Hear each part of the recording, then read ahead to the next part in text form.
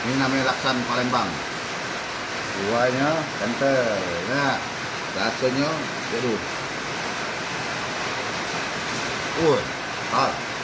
Rasa juga yang kental. Coba kayak dia mana? Ada. Hah? Mantapnya, woi. Kenapa yang lain tuh? Tak ada merah lagi. Hah? Apa karena nambah tuh? Lain. Oh iya, habis pegeng ya. Hah? Jadi, Oh, mantap. ada. Lagi. Oh. Nah, jadi gua nggak nambah. Nah, apa karena hujan ini kan di Bandung ini kan?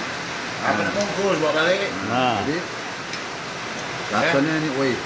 Ini rasanya nih. Aku nak bungkus 3 bungkus. nah. Woi, namanya tol. Laksan apa tuh? Kayak burgo.